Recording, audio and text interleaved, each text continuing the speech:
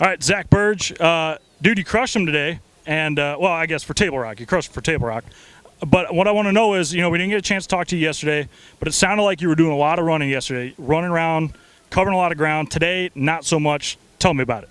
Yeah, yesterday I ran 20-something miles up one arm, came back, ran 52, 57 miles up the other arm, but I caught 3 this way and I caught my last 2 up there, so it was worth it. Today I went to a whole different area of the lake because I didn't know if I was out of fish in those areas or how many would still be there. So I went to a whole new area. I got in there this morning and I caught 5 real quick. I actually lost like 3 right off the bat, and I was kind of getting ticked off.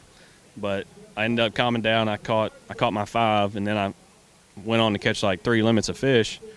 I probably should have left a little earlier, but I never knew when I was going to catch another one of those bigger smallmouth I had because I caught 2 back to back, and then I was just catching keepers.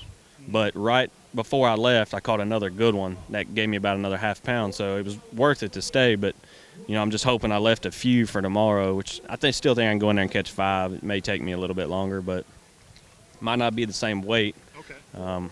But between that area and going back to where I was yesterday, I feel like I should have a limit. I'm not going to say I will, but chances are good. I just don't know what the weight will be. Well, being an Oklahoma guy and you got a lot of experience on Grand, you won there earlier this year in the series. You've never been to Table Rock before, but are there some similarities you're seeing here from, other Ozark lakes you might have fished or Grand back home? Not necessarily. Or at least in the way you're fishing? Not even really the way I'm fishing. I fish Grand, which isn't too far from here, totally different than I'm fishing here. Other than fishing shallow, I look for different things on Grand. This is the first time I've ever been here, and I'm just going to the places where I got a bite or 2 bites in practice because I had a horrible practice. I would catch like one here, one 40 miles that way, one 50 miles that way. And so I'm going back to those areas and really picking them apart. And fortunately, there's a decent little group of fish in each one of them. But no, I'm just fishing the way I like to fish. Shallow water, running, throwing a square bill, spinnerbait, flipping, doing that kind of stuff. Well, today you had, was it all smallmouths in your bag? Mostly smallmouths? I caught all smallmouth today but one and ended up culling. It was a largemouth, but I weighed in all smallmouth. And yesterday, what was the makeup of your bag? I had a 4-pound largemouth, 4.5-pound largemouth, 1, 2, 3 smallmouth, and another largemouth. So kind of a mixed bag yesterday, but today all I caught was smallmouth. Well, final thing I want to leave you with is, it's the Costa Series Championship. A couple years ago on Wheeler, you won this tournament there. What is it about fall fishing you like? I just like it because, those fish that go to their summertime haunts, get to where I don't like fishing for them. They end up back where I do like fishing for them, and it just suits me well. When I won at Wheeler, it was a shallow water river deal. I was throwing a big spinnerbait down logs and laydowns just like Grand Lake. Here, it's similar, but without the laydowns and logs and stuff playing effect for me. I'm just basically throwing a crankbait and, catching brownfish this time. Well, man, you got one more day.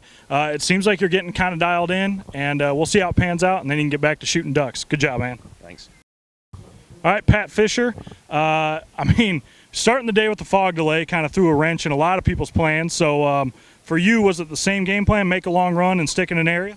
Yeah, I knew I was committed to that area. I didn't know how long I was going to get to fish. That was a little worrying on my mind. And, when we got up there, it was bright and sunny and slick. I started with the Boogeyman buzzbait that I've been throwing. They didn't want it. I had no bites on it, and I put it down and picked up a shaky head with a Zoom trick worm on it and just slowed down and fished methodically, fished everything I needed to fish, and caught 5, 6 keepers today and about 30 short fish. So. Well, yesterday too, you had a big bite. Today, I heard that you got a glimpse of a big one. Not that you hooked it, but you had one chasing around one of the keepers you caught. I had it happen to me twice, but this one really was a big fish. It was big, probably bigger than the one I caught yesterday. It was solid 6. I I had a smallmouth on. I was reeling her in, and this one was just falling, trying to take the bait from out of his mouth. And I told my co-angler, I said, "Dip it up, get it." I mean, literally, he could have put it in the net, but I mean, came right up to the boat, and we're looking at it, and he's freaking out. I'm freaking out, and I know where it's at, and that's where I'm going to start. Hopefully, it bites tomorrow, and then I can concentrate on what I need to do. Well, it seems comforting just to at least know. I mean, you got the big bite yesterday. You saw a good one in there today. And it also just seems like there's just a good concentration of fish living in that area too. There is. I started a little further down, and I'm kind of narrowing down my area, and I did today. I mean, I know where to start and I know where to stop now. I know it's probably a 100-yard stretch that seems like the fish are congregated in there, and they're feeding on big gizzard shad.